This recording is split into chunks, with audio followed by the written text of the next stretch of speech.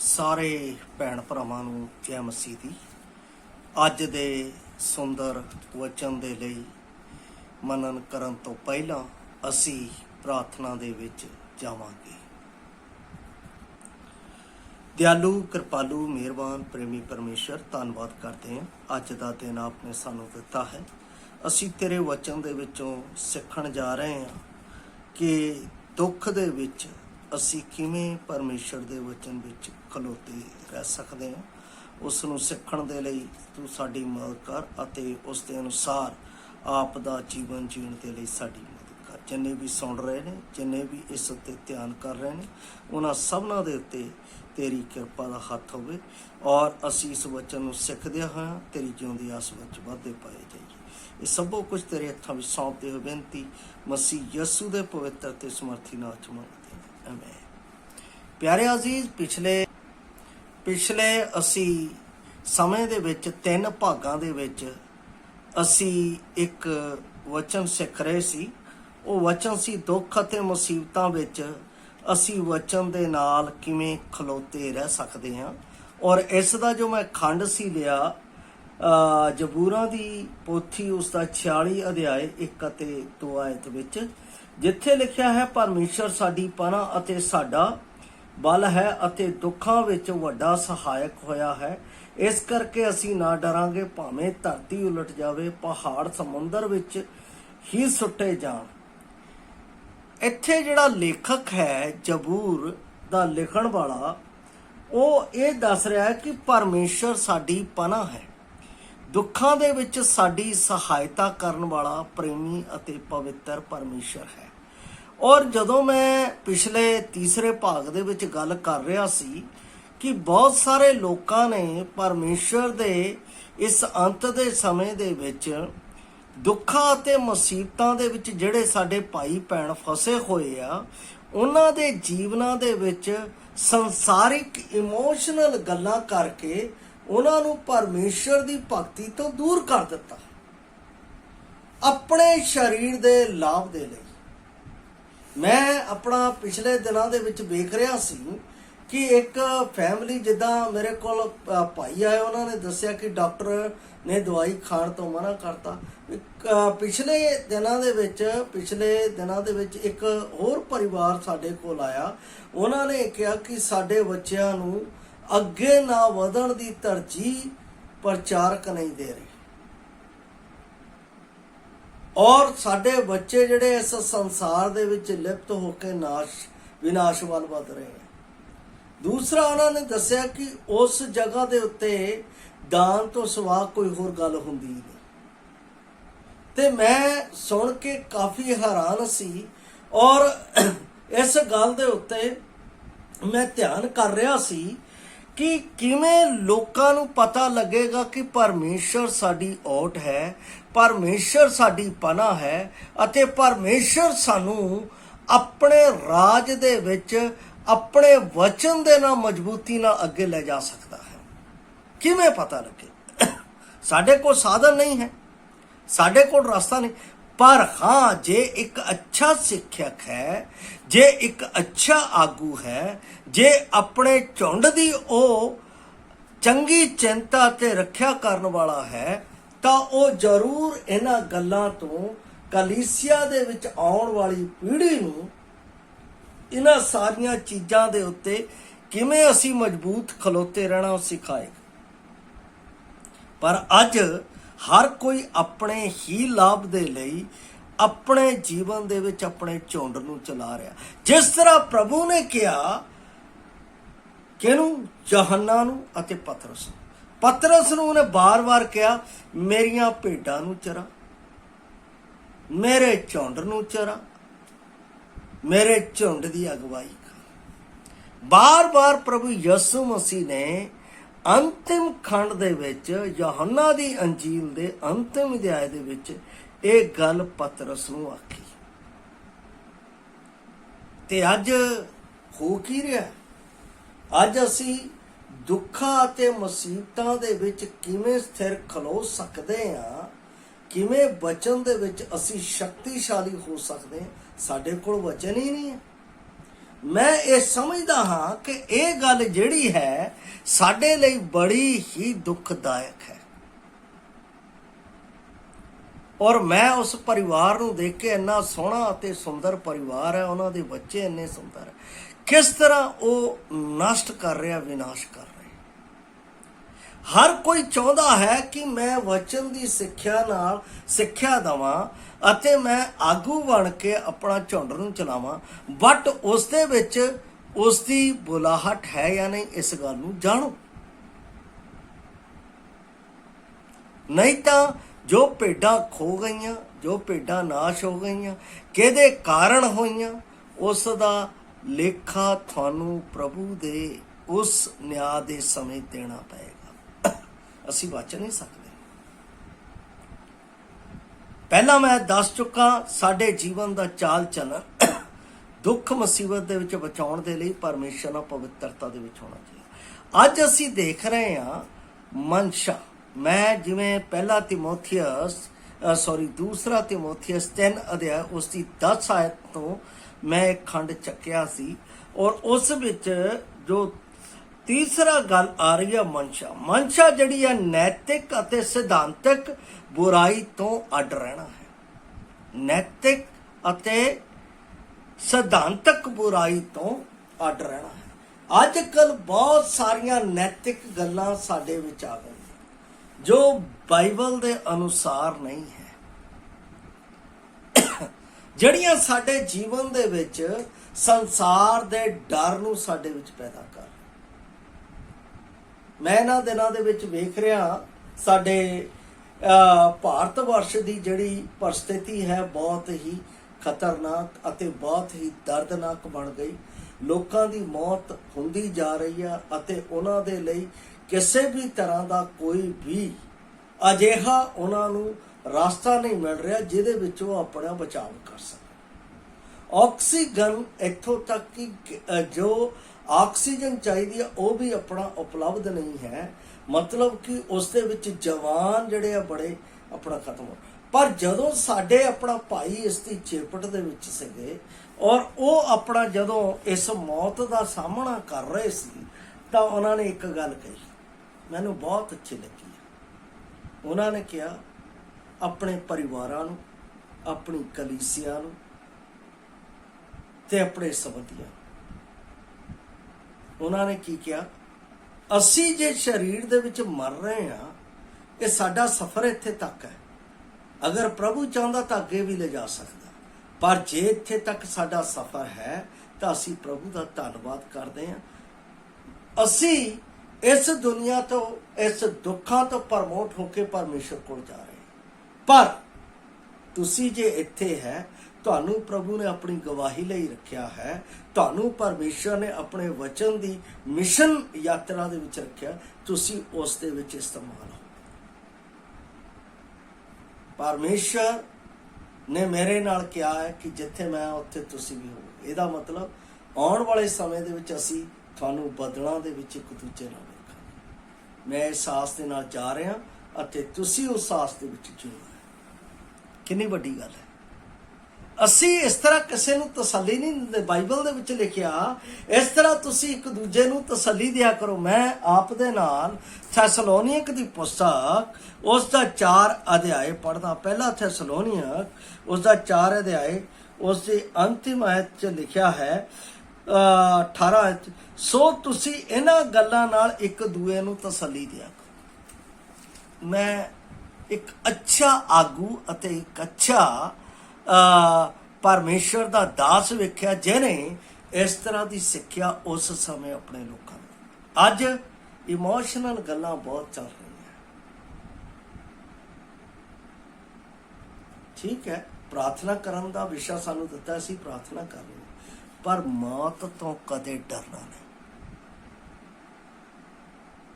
ਜਦੋਂ ਮੈਂ ਪਹਿਲਾ ਕੁਰਿੰਥੀਆਂ 15 ਅਧਿਆਏ ਉਸ ਦੀ 53 ਆਇਤ ਤੋਂ ਪੜ੍ਹਨਾ ਸ਼ੁਰੂ ਕਰਦਾ ਤਾਂ ਮੈਨੂੰ ਬਹੁਤ ਵਧੀਆ ਗੱਲ ਲੱਗਦੀ ਹੈ।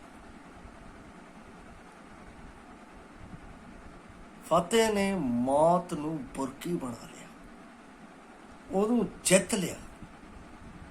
ਇਸ ਕਰਕੇ ਉਹ ਅੱਗੇ अगली आयत च कहता, ऐ मौत तेरी फतेह कित्थे, ऐ मौत तेरा डंक कित्थे, मौत ता फतेह दी बुरकी हो। पर धन्नवाद है साडे परमेश्वर प्रभु यीशु मसीह दा, जिहड़ा सानू ओहदे विच जित बख्शदा है, फतेह बख्शदा है। ते की ਉਹ ਯਿਸੂ ਮਸੀਹ ਮੈਨੂੰ ਇਸ ਸੰਸਾਰ ਦੇ ਦੁੱਖਾਂ ਤੇ ਮੁਸੀਬਤਾਂ ਤੋਂ ਜਿੱਤਣ ਦੇ ਲਈ ਮੈਨੂੰ ਤਾਕਤ ਨਹੀਂ ਦੇ ਰਿਹਾ? ਉਹ ਤਾਕਤ ਕਿੱਦਾਂ ਦੀ ਦੇ ਰਿਹਾ? ਮੈਂ ਉਹ ਵੀ ਪੜ੍ਹ ਰਿਹਾ ਹਾਂ ਆਪ ਦੇ ਨਾਲ ਯਹੋਨਾ ਦੀ, ਮੈਂ ਪਹਿਲਾਂ ਵੀ ਪੜ੍ਹ ਚੁੱਕਾ ਇਸ ਵਚਨ ਨੂੰ। ਯਹੋਨਾ ਦੀ ਅੰਜੀਲ ਉਸ ਦਾ 16 ਅਧਿਆਇ ਉਸ ਦੀ 33 ਆਇਤ ਦੇ ਵਿੱਚ ਇਸ ਤਰ੍ਹਾਂ ਲਿਖਿਆ ਹੋਇਆ ਹੈ, ਕਹਿੰਦਾ ਹੈ, ਮੈਂ ਇਹ ਗੱਲਾਂ ਤੁਹਾਨੂੰ ਇਸ ਲਈ ਆਖੀਆਂ ਹਨ ਜੋ ਤੁਹਾਨੂੰ ਮੇਰੇ ਵਿੱਚ ਸ਼ਾਂਤੀ ਹੋਵੇ, ਅਤੇ ਜਗਤ ਵਿੱਚ ਤੁਹਾਨੂੰ ਕਸ਼ਟ ਹੈ, ਪਰ ਹੌਸਲਾ ਰੱਖੋ, ਮੈਂ ਜਗਤ ਨੂੰ ਜਿੱਤ ਲਿਆ ਹੈ। ਸਾਨੂੰ ਇਸ ਸੰਸਾਰ ਅਤੇ ਸੰਸਾਰ ਦੀਆਂ ਖੌਫਜ਼ਦਾ ਬਿਮਾਰੀਆਂ ਤੋਂ, ਖੌਫਜ਼ਦਾ ਚੀਜ਼ਾਂ ਤੋਂ ਡਰਨ ਦੀ ਲੋੜ ਨਹੀਂ, ਬਲਕਿ ਸਾਨੂੰ ਇੱਕ ਸੰਘਰਸ਼ ਕਰਕੇ ਜੀਣ ਦੀ ਲੋੜ ਹੈ। ਮੈਂ ਇੱਕ ਘਟਨਾ ਯਾਦ ਕਰਦਾ ਹਾਂ, ਜਦੋਂ ਦੂਸਰਾ ਵਿਸ਼ਵ ਯੁੱਧ ਚੱਲ ਰਿਹਾ ਸੀ ਅਤੇ ਜਰਮਨੀ ਨੇ ਸਾਰੀਆਂ ਚੀਜ਼ਾਂ ਦੇ ਉੱਤੇ ਕੰਟਰੋਲ ਕਰ ਰਿਹਾ ਸੀ। ਉਹਨਾਂ ਕੋਲ ਆਧੁਨਿਕ ਹਥਿਆਰ ਬਹੁਤ ਸੀ ਔਰ ਉਹਨਾਂ ਆਧੁਨਿਕ ਹਥਿਆਰਾਂ ਦੇ ਨਾਲ ਉਹ ਦਿਨ ਪ੍ਰਤੀ ਦਿਨ ਆਪਣੀ ਜਿੱਤ ਦੇ ਏਜੰਡੇ ਦੇ ਵਿੱਚ ਵਰਲਡ ਦੇ ਵਿੱਚ ਵਧਦਾ ਜਾ ਰਿਹਾ ਸੀ। ਰਸ਼ੀਆ ਅਤੇ ਉਸ ਦੇ ਨਾਲ ਹੋਰ ਫਰਾਂਸ ਅਤੇ ਜਿੰਨੇ ਵੀ ਆਪਣੇ ਸੀਗੇ, ਇਹ ਇਹਨਾਂ ਵੱਲ ਆਪਣੇ ਹਥਿਆਰਾਂ ਨੂੰ ਲੈ ਕੇ ਚੱਲ ਗਏ ਅਤੇ ਉਹਨਾਂ ਨੇ ਜਰਮਨੀ ਨੂੰ ਪੂਰੀ ਤਰ੍ਹਾਂ ਨਾਲ ਚਾਰੋਂ ਪਾਸੇ ਘੇਰ ਲਿਆ। ਉਹਨਾਂ ਨੇ ਉਹਦੇ ਅੰਦਰ ਐਂਟਰ ਕਰਨਾ ਸੀ, ਪਰ ਉਹਦੇ ਆਲੇ ਦੁਆਲੇ ਜਿਹੜਾ ਹਿਟਲਰ ਸੀ ਉਹਨੇ ਕੀ ਕੀਤਾ ਹੋਇਆ ਸੀ, ਕੰਡਾ ਤਾਰ ਲਾ ਕੇ ਉਸ ਦੇ ਉੱਤੇ ਕਰੰਟ ਛੱਡਿਆ ਹੋਇਆ ਸੀ, ਕੋਈ ਅੰਦਰ ਨਾ ਆ ਸਕੇ। ਚਾਹੇ ਉਹ ਬੰਬ ਦੇ ਨਾਲ ਜ਼ਮੀਨ ਥੱਲੇ ਧਸ ਜਾਵੇ, ਕਰੰਟ ਦੀਆਂ ਤਾਰਾਂ ਤਾਂ ਵੀ ਉਹਦੇ ਵਿੱਚ ਗੁਜ਼ਰਦੀਆਂ ਨੇ। ਇੱਥੇ ਮੈਂ ਦੇਖ ਰਿਹਾ ਸੀਗਾ ਕਿ ਉੱਥੇ ਰਸ਼ੀਆ ਦੇ ਫੌਜੀ ਜਿਹੜੇ ਆਪਣਾ ਮਸੀਹ ਸੀ, ਕਿਉਂਕਿ ਹਿਟਲਰ ਮਸੀਹਾਂ ਤੋਂ ਅਤੇ ਮਸੀਹ ਯਹੂਦੀਆਂ ਤੋਂ ਨਫ਼ਰਤ ਕਰਦਾ ਸੀ, ਉਹਨੇ ਕੀ ਕੀਤਾ, ਆਪਣੇ ਆਪ ਨੂੰ ਉਸ ਤਾਰ ਦੇ ਉੱਤੇ ਲੰਮਾ ਪਾ ਲਿਆ, ਆਪਣੀ ਕੁਰਬਾਨੀ ਦੇ ਦਿੱਤੀ। ਔਰ ਉਸ ਕੁਰਬਾਨੀ ਦੇਣ ਤੋਂ ਪਹਿਲਾਂ ਉਸਨੇ ਕਿਹਾ ਸੀ, ਹਰ ਇੱਕ ਨੇ ਮੇਰੇ ਕੋਲ ਲੰਘ ਕੇ ਉਸ ਦੁਸ਼ਮਣ ਦੇ ਕਿਲੇ ਨੂੰ ਢਾਉਣਾ ਹੈ। ਤੇ ਉੱਥੋਂ ਮੈਨੂੰ ਇੱਕ ਬਹੁਤ ਵਧੀਆ ਇੱਕ ਸਿੱਖਿਆ ਉਸ ਹਿਸਟਰੀ ਦੇ ਵਿੱਚੋਂ ਮਿਲੀ ਹੈ। ਮੇਰਾ ਪ੍ਰਭੂ ਯਿਸੂ ਮਸੀਹ ਇਸ ਸੰਸਾਰ ਦੇ ਉੱਤੇ ਕਾਲਵਰੀ ਕਰੂਸ ਦੇ ਉੱਤੇ ਮਰ ਗਿਆ। ਅੱਜ ਜਿਹੜਾ ਉਸ ਵਿੱਚੋਂ ਲੰਘ ਕੇ ਜਾਂਦਾ ਹੈ, ਉਹ ਜੀਵਨ ਦੇ ਵਿੱਚ ਚਲਾ ਜਾਂਦਾ, ਵਿਕਟਰੀ ਦੇ ਵਿੱਚ ਚਲਾ ਜਾਂਦਾ ਹੈ। ਉਸ ਨੂੰ ਇਸ ਸੰਸਾਰ ਦਾ ਦੁੱਖ, ਇਸ ਸੰਸਾਰ ਦੀਆਂ ਮੁਸੀਬਤਾਂ ਹਰਾ ਨਹੀਂ ਸਕਦੀਆਂ, ਕਿਉਂਕਿ ਇੱਕ ਨੇ ਕੁਰਬਾਨੀ ਦੇ ਦਿੱਤੀ ਹੈ ਇਸ ਦੁੱਖ ਅਤੇ ਮੁਸੀਬਤਾਂ ਤੋਂ ਜਿੱਤਣ ਦੇ ਲਈ। ਪ੍ਰਭੂ ਯਿਸੂ ਮਸੀਹ ਨੇ ਉੱਥੇ ਜਾਨ ਦੇਣ ਤੋਂ ਪਹਿਲਾਂ ਵਾਅਦਾ ਕੀਤਾ ਸੀ ਕਿ ਜਿੰਨੇ ਮੇਰੇ ਵਿੱਚ ਆ, ਜਿੰਨੇ ਮਸੀਹ ਯਿਸੂ ਵਿੱਚ ਹਨ, ਉਹਨਾਂ ਦੇ ਉੱਤੇ ਸਜ਼ਾ ਭਾਵ ਮੌਤ ਦਾ ਹੁਕਮ ਨਹੀਂ। ਹੁਣ ਮੇਰੇ ਉੱਤੇ ਮੌਤ ਦਾ ਕੋਈ ਰਾਜ ਨਹੀਂ। ਜੇ ਮੈਂ ਸਿੱਖ ਲਿਆ ਹੈ, ਜੇ ਮੈਂ ਇਸ ਗੱਲ ਨੂੰ ਜਾਣ ਲਿਆ, ਇਸ ਮਨਸ਼ਾ ਨੂੰ ਸਮਝ ਲਿਆ, ਨੈਤਿਕ ਅਤੇ ਸਿਧਾਂਤਿਕ ਬੁਰਾਈ ਤੋਂ ਅੱਡ ਰਹਿਣਾ ਮੇਰੇ ਲਈ ਮਸੀਹ ਦੇ ਵਿੱਚ ਜੀਵਨ ਹੈ, ਤਾਂ ਮੈਂ ਜ਼ਰੂਰ ਜਿੱਤ ਪ੍ਰਾਪਤ ਕਰਦਾ। ਫਿਰ ਮੈਂ ਜਿੱਤਿਆ ਹੋਇਆ ਮਸੀਹ, ਔਰ ਜਿੱਤੇ ਹੋਏ ਮਸੀਹ ਦੇ ਲਈ ਪਰਮੇਸ਼ਰ ਕੋਲ ਰਿਵਾਰਡ ਹੈ। ਜਿਹੜਾ ਧਾਵਕ ਜਿੱਤਦਾ ਹੈ ਉਹਨੂੰ ਇਨਾਮ ਮਿਲਦਾ ਹੈ। ਅਸੀਂ ਸਾਰੇ ਦੌੜ ਰਹੇ ਹਾਂ ਸਾਡੇ ਜੀਵਨ ਦੇ ਵਿੱਚ, ਇਸ ਸੰਸਾਰ ਦੇ ਵਿੱਚ। ਪ੍ਰਭੂ ਨੇ ਆਪਣੇ ਵਚਨ 'ਚ ਕਿਹਾ, ਤੁਹਾਨੂੰ ਇਸ ਸੰਸਾਰ ਦੇ ਵਿੱਚ ਕੀ ਹੈ, ਕਸ਼ਟ ਹੈ, ਕਲੇਸ਼ ਹੈ, ਪਰ ਹੌਸਲਾ ਰੱਖੋ, ਮੈਂ ਇਸ ਨੂੰ ਜਿੱਤ ਲਿਆ। ਅਸੀਂ ਸੰਸਾਰ ਦੇ ਵਿੱਚ ਦੁੱਖ ਅਤੇ ਕਲੇਸ਼ਾਂ ਦੇ ਵਿੱਚੋਂ ਹੋ ਕੇ ਗੁਜ਼ਰ ਰਹੇ ਹਾਂ। ਜੇ ਕੋਈ ਤੁਹਾਨੂੰ ਇਸ ਤਰ੍ਹਾਂ ਦੀ ਗੱਲ ਕਹਿੰਦਾ ਹੈ, ਤੁਹਾਡੇ ਜੀਵਨ 'ਚ ਕਸ਼ਟ ਨਹੀਂ ਆਉਣਾ, ਤੁਹਾਡੇ ਜੀਵਨ 'ਚ ਕਲੇਸ਼ ਨਹੀਂ ਆਉਣਾ, ਤੁਹਾਡੇ ਜੀਵਨ ਦੇ ਵਿੱਚ ਦੁੱਖ ਨਹੀਂ ਆਉਣੀ, ਤੁਹਾਡੇ ਜੀਵਨ 'ਚ ਬਿਮਾਰੀ ਨਹੀਂ ਆਉਣੀ, ਤੁਹਾਡੇ ਜੀਵਨ 'ਚ ਆਹ ਗੱਲ ਨਹੀਂ ਹੋਣੀ, ਗਲਤ ਹੈ। ਇਹਦਾ ਮਤਲਬ ਉਹ ਤੁਹਾਨੂੰ ਇਮੋਸ਼ਨ ਦੇ ਨਾਲ ਇਸ ਪਰਮੇਸ਼ਰ ਦੀ ਸੱਚਾਈ ਤੋਂ ਦੂਰ ਕਰ ਰਿਹਾ ਹੈ। ਅਤੇ ਪਰਮੇਸ਼ਰ ਦੇ ਵਾਅਦੇ ਤੋਂ ਅਤੇ ਪਰਮੇਸ਼ਰ ਦੇ ਇਨਾਮ ਤੋਂ ਦੂਰ ਕਰ ਰਿਹਾ। ਔਰ ਇਸ ਤੋਂ ਅੱਗੇ ਜਿਹੜੀ ਗੱਲ ਹੈ, ਜਦੋਂ ਮੈਂ ਤਿਮੋਥੀਅਸ 3:10 ਦੇ ਵਿੱਚ ਪੜ੍ਹਦਾ, ਉਹ ਹੈ ਵਿਸ਼ਵਾਸ। ਵਿਸ਼ਵਾਸ ਜਿਹੜਾ ਹੈ, ਵਿਸ਼ਵਾਸ ਇੱਕ ਅਰਥ ਬੜਾ ਹੀ ਗੰਭੀਰ ਹੈ। ਔਰ ਪੌਲਸ ਰਸੂਲ ਇਸ ਵਿਸ਼ਵਾਸ ਦੇ ਬਾਰੇ ਕੀ ਕਹਿੰਦਾ ਹੈ ਕਿ ਮੈਨੂੰ ਪ੍ਰਭੂ ਦੇ ਉੱਤੇ ਭਰੋਸਾ ਰੱਖਣਾ ਚਾਹੀਦਾ ਅੰਤ ਤੱਕ। ਜਿਹੜਾ ਮਰਨ ਤੋੜੀ ਵਿਸ਼ਵਾਸਯੋਗ ਹੋਵੇਗਾ ਉਹੀ ਜੀਵਨ ਦਾ ਮੁਕਟ ਪਾਏਗਾ। ਇਹਦਾ ਮਤਲਬ ਦੁੱਖ ਅਤੇ ਮੁਸੀਬਤਾਂ ਦੇ ਵਿੱਚ ਜਿਹੜਾ ਵਿਸ਼ਵਾਸ ਨੂੰ ਸੰਭਾਲ ਕੇ ਰੱਖੇਗਾ ਉਹ ਜ਼ਰੂਰ ਪਰਮੇਸ਼ਰ ਕੋਲ ਵਡਿਆਇਆ ਜਾਵੇਗਾ। ਵਿਸ਼ਵਾਸ ਦੀ ਗੱਲ ਪੌਲਸ ਰਸੂਲ ਇੱਥੇ ਇਹ ਕਹਿੰਦਾ ਹੈ। ਉਹ ਕਹਿੰਦਾ ਹੈ ਕਿ ਮੇਰੇ ਲਈ ਇੱਕ ਨਿਸ਼ਾਨਾ ਰੱਖਿਆ ਹੋਇਆ ਹੈ, ਜੋ ਅਸੀਂ ਫਿਲਿੱਪੀਆਂ ਦੀ ਪੁਸਤਕ 3:14 ਚ ਪੜ੍ਹਦੇ ਹਾਂ। ਮੇਰੇ ਅੱਗੇ ਇੱਕ ਨਿਸ਼ਾਨਾ ਧਰਿਆ ਹੋਇਆ, ਮੈਂ ਉਹਦੇ ਵੱਲ ਦੱਬੀ ਭੱਜਾ ਜਾਂਦਾ ਕਿ ਮੈਂ ਉੱਪਰਲੇ ਸੱਦੇ ਦਾ ਇਨਾਮ ਪ੍ਰਾਪਤ ਕਰਾਂ। ਇਹ ਦੁਨੀਆ ਮੇਰਾ ਘਰ ਨਹੀਂ, ਮੇਰਾ ਘਰ ਸਵਰਗ ਹੈ। ਮੈਨੂੰ ਇਸ ਵਿਸ਼ਵਾਸ ਦੇ ਨਾਲ, ਕਿਉਂਕਿ ਪ੍ਰਭੂ ਯਿਸੂ ਮਸੀਹ ਨੇ ਕਿਹਾ ਮੈਂ ਤੁਹਾਡੇ ਲਈ ਜਗ੍ਹਾ ਤਿਆਰ ਕਰਨ ਜਾਂਦਾ, ਜਿੱਥੇ ਮੈਂ ਹਾਂ ਉੱਥੇ ਤੁਸੀਂ ਵੀ ਹੋਵੋ। ਇਹਦਾ ਮਤਲਬ ਉੱਪਰ ਦੀਆਂ ਗੱਲਾਂ ਦੇ ਵੱਲ ਚਿੱਤ ਲਾ ਕੇ ਵੱਧਦੇ ਜਾਣਾ, ਤਾਂ ਕਿ ਅਸੀਂ ਉੱਪਰਲੇ ਸੱਦੇ ਦਾ ਇਨਾਮ ਆਪਣੇ ਜੀਵਨ ਦੇ ਵਿੱਚ ਪ੍ਰਾਪਤ ਕਰੀਏ। ਉਸ ਤੋਂ ਬਾਅਦ ਤੀਸਰੀ ਗੱਲ ਜਿਹੜੀ ਹੈ ਆ ਰਹੀ ਹੈ ਧੀਰਜ। ਇਹ ਬੜੀ ਇੰਪੋਰਟੈਂਟ ਗੱਲ ਹੈ। ਧੀਰਜ ਜਿਹੜਾ ਹੈ, ਬਹੁਤ ਘੱਟ ਲੋਕ ਹੈ ਜਿਹੜੇ ਅੱਜ ਧੀਰਜ ਦੇ ਨਾਲ ਜੀਵਨ ਬਤੀਤ ਕਰ ਰਹੇ। ਕੋਈ ਮਾੜੀ ਜਿਹੀ ਗੱਲ ਹੋ ਗਈ, ਉਹਨਾਂ 'ਚ ਪੇਸ਼ੈਂਸ ਨਹੀਂ ਹੁੰਦੀ, ਉਹ ਕਹਿੰਦੇ ਹੁਣੇ ਹੋ ਜਾਵੇ। ਸਾਡਾ ਪੰਜਾਬ ਸੂਬਾ ਹੈ, ਬਹੁਤ ਅੱਛਾ ਸੂਬਾ ਹੈ। ਇਸ ਸੂਬੇ ਦੇ ਵਿੱਚ ਜ਼ਿਆਦਾਤਰ ਲੋਕ ਬਾਹਰ ਜਾਣ ਦੇ ਲਈ ਯਤਨ ਕਰਦੇ ਆ। ਔਰ ਮੈਂ ਸਮਝਦਾ ਹਾਂ ਪੰਜਾਬ ਸੂਬੇ ਦੇ ਵਿੱਚ ਹਰ ਇੱਕ ਘਰ ਛੱਡ ਕੇ ਬਾਹਰ ਜਾਣ ਦੀ ਯੋਜਨਾ ਅਤੇ ਪਲਾਨ ਤਿਆਰ ਕੀਤਾ ਹੋਇਆ ਹੈ। ਗਲਤ ਨਹੀਂ ਹੈ, ਪਰ ਇਹ ਜਾਣੋ ਕਿ ਇਸ ਦੇ ਵਿੱਚ ਪਰਮੇਸ਼ਰ ਦੀ ਯੋਜਨਾ ਮੇਰੇ ਜੀਵਨ ਦੇ ਵਿੱਚ ਹੈ, ਕਿ ਪਰਮੇਸ਼ਰ ਨੇ ਮੈਨੂੰ ਸੱਦਿਆ। ਉਹਦੇ ਵਿੱਚ ਅਸੀਂ ਪੇਸ਼ੈਂਸ ਨਹੀਂ ਰੱਖਦੇ। ਅਸੀਂ ਚੱਲ ਕਾਪੀ ਇੱਧਰ, ਚੱਲ ਕਾਪੀ ਉੱਧਰ, ਚੱਲ ਕਾਪੀ ਉੱਧਰ। ਫਿਰ ਜਦੋਂ ਅਸੀਂ ਲੁੱਟ ਹੋ ਜਾਂਦੇ ਹਾਂ, ਫਿਰ ਕਹਿੰਦੇ ਆ ਭਾਜੀ ਪ੍ਰਾਰਥਨਾ ਕਰੋ ਸਾਨੂੰ ਪੈਸਾ ਮਿਲ ਜਾਏ। ਕਾਪੀ ਲਾਉਣ ਦੇ ਨਾਲ ਅਸੀਂ ਹੋਪ ਧਰਿਆ ਕਿ ਅਸੀਂ ਜਾਵਾਂਗੇ ਆਪਣੇ ਪਰਿਵਾਰ ਦੀ ਸੈਟਲ ਕਰਨ। ਵਟ ਪਰਮੇਸ਼ਰ ਦੇ ਵਿੱਚ ਤੁਹਾਡਾ ਪੇਸ਼ੈਂਸ ਕਿੱਥੇ ਹੈ? ਵਟ ਪਰਮੇਸ਼ਰ ਦੇ ਵਿੱਚ ਤੁਹਾਡੀ ਧੀਰਜਤਾ ਕਿੱਥੇ ਹੈ, ਜਿਸ ਨੇ ਕਿਹਾ ਹੈ ਕਿ ਮੇਰੇ ਕੋਲ ਹਰ ਇੱਕ ਜੋ ਮੇਰੇ ਕੋਲ ਵਿਸ਼ਵਾਸ ਕਰਦਾ ਉਸ ਕਾਮੇ ਦੇ ਲਈ ਕੰਮ ਹੈ। ਉਹਨੂੰ ਬੇਰੁਜ਼ਗਾਰ ਨਹੀਂ ਰਹਿਣ ਦਿੰਦਾ, ਰੁਜ਼ਗਾਰ ਦਿੰਦਾ। ਪੇਸ਼ੈਂਸ ਕਿੱਥੇ ਹੈ? ਅਸੀਂ ਧੀਰਜ ਨਹੀਂ ਰੱਖਦੇ। ਧੀਰਜ ਰੱਖੀਏ, ਧੀਰਜ ਦੇ ਨਾਲ ਜੀਣਾ ਸਿੱਖੀਏ ਤਾਂ ਜ਼ਰੂਰ ਅਸੀਂ ਕਾਮਯਾਬ ਹੋਵਾਂਗੇ। ਮੈਂ ਇੱਕ ਭਾਈ ਨੂੰ ਜਾਣਦਾ ਹਾਂ ਜਿਸ ਨੇ ਆਪਣੇ ਜੀਵਨ ਦੇ ਵਿੱਚ ਇਹ ਉਦੇਸ਼ ਰੱਖਿਆ ਸੀ ਕਿ ਮੈਂ ਬਾਹਰ ਜਾਵਾਂਗਾ। ਕਾਫੀ ਸਮੇਂ ਤੱਕ ਉਹ ਕੰਮ ਕਰਦਾ ਰਿਹਾ, ਆਲੇ ਦੁਆਲੇ ਜਾਂਦਾ ਰਿਹਾ, ਔਰ ਉਸਨੇ ਕਾਪੀ ਵੀ ਏਜੰਟ ਨੂੰ ਦੇ ਛੱਡੀ ਸੀ। ਔਰ ਉਹ ਇਹ ਆਪਣੇ ਲੋਕਾਂ ਨੂੰ ਕਹਿੰਦਾ ਹੁੰਦਾ ਸੀ, ਪ੍ਰਾਰਥਨਾ ਕਰੋ, ਜੇ ਪ੍ਰਭੂ ਦੀ ਇੱਛਾ ਹੈ ਤਾਂ ਮੈਂ ਜਾਵਾਂਗਾ, ਨਹੀਂ ਤਾਂ ਮੈਂ ਇੱਥੇ ਹੀ, ਮੇਰੇ ਲਈ ਇੱਥੇ ਪ੍ਰਭੂ ਰਸਤਾ ਖੋਲੇ। ਇੱਕ ਦਿਨ ਅਜਿਹਾ ਆਇਆ, ਉਹ ਕੰਮ ਕਰ ਰਿਹਾ ਸੀ ਤੇ ਉਸ ਦਾ ਏਜੰਟ ਨੂੰ ਲੱਭਦਾ ਲੱਭਦਾ ਉਸ ਕੰਮ ਦੇ ਖੇਤਰ ਦੇ ਵਿੱਚ ਪਹੁੰਚਿਆ। ਉਸਨੇ ਉਸ ਨੂੰ ਬੜਾ ਸੁੰਦਰ ਸੰਦੇਸ਼ਾ ਦਿੱਤਾ। ਕਹਿੰਦਾ ਭਾਈ ਤੈਂ ਕਾਪੀ ਲਾਈ ਸੀ, ਤੇਰੇ ਲਈ ਇੱਕ ਰਾਸਤਾ ਖੁੱਲਿਆ ਹੈ, ਔਰ ਤੂੰ ਕੱਲ ਦੀ ਫਲਾਈਟ ਹੈ, ਆਪਣੀ ਤਿਆਰੀ ਕਰ। ਉਹ ਕਹਿੰਦਾ ਇੰਨੀ ਘੜੀ 'ਚ? ਕਹਿੰਦਾ ਜਿੱਥੇ ਤੇ ਇੰਨਾ ਚਿਰ ਇੰਤਜ਼ਾਰ ਕੀਤਾ ਉਹਦਾ ਵੀ ਇੰਤਜ਼ਾਮ ਕੀਤਾ ਹੀ ਹੋਏਗਾ। ਪਲਾਂ ਦੇ ਵਿੱਚ ਉਹਦੀ ਸਾਰੀ ਤਿਆਰੀ ਹੋ ਗਈ ਤੇ ਉਹ ਸਕਾਟਲੈਂਡ ਦੇ ਵਿੱਚ ਚਲਾ ਗਿਆ, ਔਰ ਉੱਥੇ ਜਾ ਕੇ ਇੱਕ ਚੰਗਾ ਪਰਮੇਸ਼ਰ ਦਾ ਆਗੂ ਬਣਿਆ।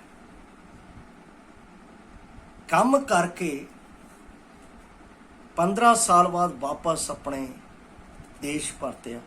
ਉੱਥੇ ਆ ਕੇ ਉਹਨੇ ਉਹ ਕੰਮ ਪ੍ਰਭੂ ਦਾ ਜੋ ਛੱਡਿਆ ਸੀ ਉਹ ਫੇਰ ਕਰਨਾ ਸ਼ੁਰੂ ਕਰ ਦਿੱਤਾ।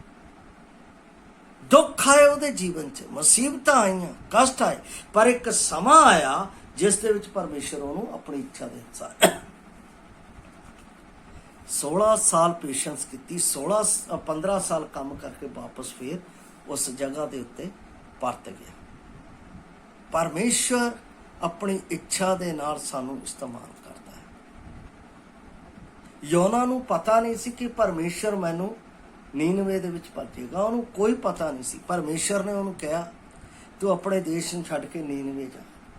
ਨੀਨਵੇ ਗਿਆ ਕਾਹਦੇ ਲਈ? ਉਹਨਾਂ ਨੂੰ ਇਸ ਲਈ ਭੇਜਿਆ ਕਿ ਜਾ ਕੇ ਉਹਨਾਂ ਨੂੰ ਦੱਸ ਕਿ ਤੁਸੀਂ ਪਛਤਾਤਾਪ ਕਰੋ। ਜਦ ਕਿ ਉਸਦੇ ਵਿੱਚ ਖੌਫ ਸੀ, ਡਰ ਸੀ, ਬਹੁਤ ਸਾਰੀਆਂ ਪਰਿਸਥਿਤੀਆਂ ਵਿਕਟ ਸੀ, ਪਰ ਫਿਰ ਵੀ ਉਹਨੇ ਪਰਮੇਸ਼ਰ ਤੇ ਭਰੋਸਾ ਨਾ ਕਰਦੇ ਹੋਏ ਦੂਸਰੇ ਰਸਤੇ ਨੂੰ ਤਿਆਰ ਕੀਤਾ। ਪਰਮੇਸ਼ਰ ਨੇ ਫਿਰ ਚੱਕ ਕੇ ਉਹਨੂੰ ਉਸੇ ਜਗ੍ਹਾ ਦੇ ਉੱਤੇ ਘੱਲਿਆ। ਪਿਆਰੋ, ਆਪਣੇ ਜੀਵਨ ਦੇ ਲਈ ਅਸੀਂ ਧੀਰਜ ਧਰਨਾ ਹੈ। ਪਰਮੇਸ਼ਰ ਕਿਸ ਵੇਲੇ ਸਾਨੂੰ ਪ੍ਰਤੀਫਲ ਦੇਵੇ, ਚਾਹੇ ਪਰਿਸਥਿਤੀਆਂ ਕਿੰਨੀਆਂ ਵੀ ਖਰਾਬ ਹੋਣ, ਪਰ ਪੇਸ਼ੈਂਸ ਜ਼ਰੂਰ ਰੱਖਣੀ ਹੈ, ਧੀਰਜ ਜ਼ਰੂਰ ਰੱਖਣਾ। ਜਦੋਂ ਅਸੀਂ ਧੀਰਜ ਰੱਖਦੇ ਹਾਂ ਤਾਂ ਉਸ ਧੀਰਜ ਦੇ ਵਿੱਚ ਪ੍ਰਭੂ ਸਾਨੂੰ ਵੱਡਾ ਪ੍ਰਤੀਫਲ ਦਿੰਦਾ। ਮੇਰੇ ਪ੍ਰਭੂ ਨੇ 33.5 ਸਾਲ ਧੀਰਜ ਧਰਿਆ, ਤਦ ਉਹਨੂੰ ਉਹ ਨਾਮ ਮਿਲਿਆ ਜਿਹੜਾ ਸਭ ਨਾਮਾਂ ਤੋਂ ਸ੍ਰੇਸ਼ਟ ਹੈ। ਤੇ ਇੱਥੇ ਅਸੀਂ ਇੱਕ ਘੜੀ ਵੀ ਪੇਸ਼ੈਂਸ ਨਹੀਂ ਰੱਖਦੇ, ਇੱਕ ਘੜੀ ਵੀ ਦੁੱਖ ਨਹੀਂ ਝੱਲ ਸਕਦੇ। ਝੱਲਣਾ, ਪੇਸ਼ੈਂਸ ਰੱਖਣਾ, ਧੀਰਜ ਰੱਖਣਾ, ਪ੍ਰਭੂ ਦੇ ਕੋਲੋਂ ਪ੍ਰਤੀਫਲ ਪ੍ਰਾਪਤ ਕਰਨਾ ਹੈ। ਅੰਤਿਮ ਗੱਲ ਵੱਲ ਮੈਂ ਵੱਧ ਰਿਹਾ ਹਾਂ। ਪਿਆਰ, ਪਿਆਰ ਦੇ ਨਾਲ ਸਬਰ। ਧੀਰਜ ਤਾਂ ਇੱਕ ਅਲੱਗ ਚੀਜ਼ ਹੈ, ਸਬਰ ਇੱਕ ਅਲੱਗ ਚੀਜ਼ ਹੈ। ਸਬਰ ਜਿਹੜਾ ਉਹ ਇੰਤਜ਼ਾਰ ਹੈ, ਧੀਰਜ ਇੱਕ ਸਹਿਣਾ ਹੈ। ਪਰ ਇਸ ਦੇ ਵਿੱਚ ਪਿਆਰ ਆ ਰਿਹਾ। ਪਿਆਰ ਜਿਹੜਾ ਹੈ ਉਹ ਸਾਡੇ ਜੀਵਨ ਦੇ ਵਿੱਚ ਹਰ ਇੱਕ ਦੁੱਖ ਨੂੰ ਸਹਿਣ ਦੀ ਸ਼ਕਤੀ ਦਿੰਦਾ ਹੈ, ਸ਼ਕਤੀ ਦਿੰਦਾ ਹੈ। ਪ੍ਰਭੂ ਯਿਸੂ ਮਸੀਹ ਨੇ ਇੰਨੇ ਤਸੀਹੇ, ਇੰਨੇ ਦੁੱਖ ਸਹੇ, ਪਰ ਪਰਮੇਸ਼ਰ ਨੇ ਉਹਨੂੰ ਪਿਆਰ ਕੀਤਾ ਸੀ। ਪਰਮੇਸ਼ਰ ਦਾ ਪਿਆਰ ਉਸ ਦੇ ਉੱਤੇ ਪ੍ਰਗਟ ਹੋ ਰਿਹਾ ਸੀ। ਉਸ ਪਿਆਰ ਦੇ ਨਾਲ ਉਹ ਪਰਮੇਸ਼ਰ ਦਾ ਸਭ ਤੋਂ ਪਿਆਰਾ ਪੁੱਤਰ ਸਦਾਇਆ ਹੀ ਹੈ, ਪਰ ਉਸ ਪਿਆਰ ਦੇ ਨਾਲ ਉਹ ਸਭਨਾਂ ਨੂੰ ਬਚਾਉਣ ਦਾ ਜ਼ਰੀਆ ਵੀ ਬਣਿਆ। ਕਿ ਤੁਸੀਂ ਪਿਆਰ ਦੇ ਵਿੱਚ ਕਿਸੇ ਨੂੰ ਬਚਾਉਣ ਦਾ ਜ਼ਰੀਆ ਬਣੇ ਹੋ? ਕਿ ਤੁਸੀਂ ਪਿਆਰ ਦੇ ਵਿੱਚ ਕਿਸੇ ਦੀ ਮਦਦ ਕਰਨ ਦਾ ਜ਼ਰੀਆ ਬਣੇ ਹੋ? ਕਿ ਪਿਆਰ ਦੇ ਵਿੱਚ ਕਿਸੇ ਤੁਸੀਂ ਭਾਈ ਭੈਣ ਦੇ ਨਾਲ ਭਲਾਈ ਕਰਨ ਦਾ ਜ਼ਰੀਆ ਬਣੇ ਹੋ? ਪਿਆਰ ਸਭ ਬੁਰਾਈਆਂ ਨੂੰ ਢੱਕ ਲੈਂਦਾ ਹੈ, ਸਭ ਮੁਸੀਬਤਾਂ ਦੇ ਉੱਤੇ ਜੇਤੂ ਹੋ ਜਾਂਦਾ ਹੈ। ਕੀ ਅਸੀਂ ਉਸ ਪਿਆਰ ਨੂੰ ਜੋ ਮਸੀਹ ਯਿਸੂ ਦਾ ਮੇਰੇ ਦਿਲ ਵਿੱਚ ਹੈ, ਕੀ ਮੇਰਾ ਪਿਆਰ ਦੁੱਖ ਅਤੇ ਮੁਸੀਬਤ ਦੇ ਵਿੱਚ ਛੱਡ ਜਾਣ ਵਾਲਾ ਹੈ?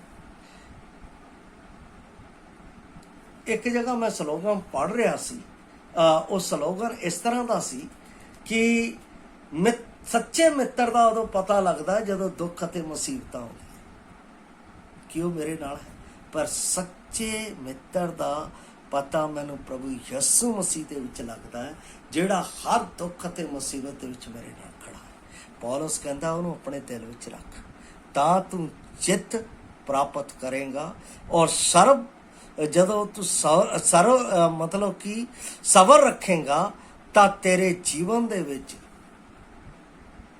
ਪਰਮੇਸ਼ਰ ਦੀ ਸਹਿਣਸ਼ੀਲਤਾ ਸਾਡੇ ਜੀਵਨ ਦੇ ਵਿੱਚ ਉਸ ਦੀ ਮਹਿਮਾ ਨੂੰ ਪ੍ਰਗਟ ਕਰੇਗੀ, ਉਸ ਦੀ ਵਡਿਆਈ ਨੂੰ ਪ੍ਰਗਟ ਕਰੇਗੀ। ਸਬਰ, ਸਬਰ ਹੁੰਦਾ ਹੀ ਨਹੀਂ। ਦੁੱਖ ਅਤੇ ਮੁਸੀਬਤ ਜਦੋਂ ਆ ਜਾਂਦੇ ਆ, ਫਟਾਫਟਾ ਕੰਮ ਹੋ ਜਾਏ, ਫਟਾਫਟਾ ਕੰਮ ਹੋ ਜਾਏ, ਫਟਾਫਟੇ ਕੰਮ ਹੋ ਜਾਏ।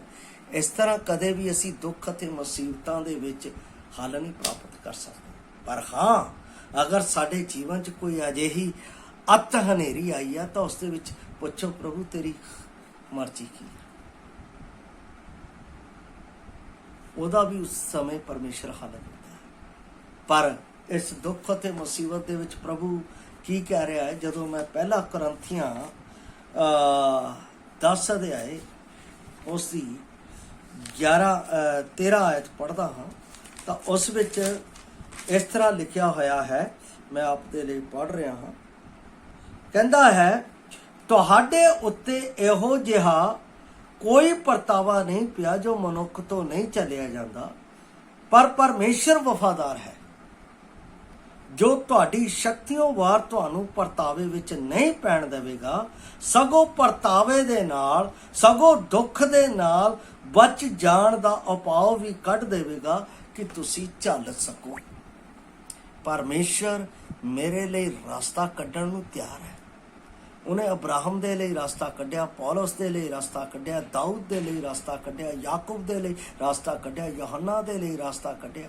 ਮੇਰਾ ਪਰਮੇਸ਼ਰ ਹੀ ਰਸਤਾ ਕੱਢਣ ਵਾਲਾ ਪਰਮੇਸ਼ਰ, ਕਿਉਂਕਿ ਉਹਨੇ ਕਿਹਾ ਹੈ ਰਾਹ, ਸੱਚਾਈ ਅਤੇ ਜਿਉਣ ਮੈਂ ਹਾਂ, ਬਿਨਾਂ ਮੇਰੇ ਦੁਆਰਾ ਕੋਈ ਪਿਤਾ ਕੋਲ ਨਹੀਂ ਪਹੁੰਚ ਸਕਦਾ। ਪਿਆਰੋ, ਦੁੱਖ ਅਤੇ ਮੁਸੀਬਤਾਂ ਦੇ ਵਿੱਚ ਅਸੀਂ ਸਥਿਰ ਖਲੋ ਸਕਦੇ ਹਾਂ ਤਾਂ ਮਾਤਰ ਇਸ ਵਚਨ ਦੇ ਨਾਲ ਜਿਹੜਾ ਮੈਨੂੰ ਪਰਮੇਸ਼ਰ ਨੇ ਦਿੱਤਾ ਹੈ। ਜਦੋਂ ਮੈਂ ਇਸ ਵਚਨ ਨੂੰ ਆਪਣੇ ਵਿੱਚ ਰੱਖਦਾ ਹਾਂ, ਇਹਦੇ ਵਚਨ ਨੂੰ ਪੜ੍ਹਦਾ, ਤਾਂ ਇਹ ਵਚਨ ਮੈਨੂੰ ਦੁੱਖਾਂ ਦੇ ਵਿੱਚੋਂ ਕੱਢਣ ਦੇ ਲਈ ਮੇਰੀ ਸਹਾਇਤਾ ਕਰਦਾ ਹੈ, ਔਰ ਅੱਜ ਵੀ ਅਤੇ ਭਲਕੇ ਵੀ ਮੇਰੀ ਸਹਾਇਤਾ ਕਰਨ ਨੂੰ ਤਿਆਰ ਹੈ। ਪ੍ਰਭੂ ਆਪ ਨੂੰ ਇਸ ਦੁੱਖ ਅਤੇ ਮੁਸੀਬਤਾਂ ਦੇ ਵਿੱਚ ਆਪਣੇ ਵਚਨ ਦੇ ਨਾਲ ਵਚਨ ਕਲਮ ਦੇ ਲਈ ਆਪ ਦੀ ਸਹਾਇਤਾ ਕਰੇ। ਪ੍ਰਭੂ ਆਪ ਦੇ ਨਾਲ ਹੋਵੇ। ਮੈਂ ਇਸ ਜਗ੍ਹਾ ਦੇ ਉੱਤੇ ਆਪਣੇ ਵਚਨ ਨੂੰ ਵਿਰਾਮ ਦਿੰਦਾ। ਅਗਲੇ ਦਿਨ ਦੇ ਵਿੱਚ ਮੈਂ ਹੋਰ ਵਿਸ਼ੇ ਦੇ ਨਾਲ ਆਪ ਦੇ ਨਾਲ ਮਿਲਾਂਗਾ। ਤਦ ਤੱਕ ਦੇ ਲਈ ਮੈਂ ਆਪ ਤੋਂ ਵਿਦਾ ਹੁੰਦਾ। ਜੈ ਮਸੀਹ ਦੀ। ਪ੍ਰਭੂ ਆਪ ਨੂੰ ਆਸ਼ੀਸ਼ ਦੇਵੇ।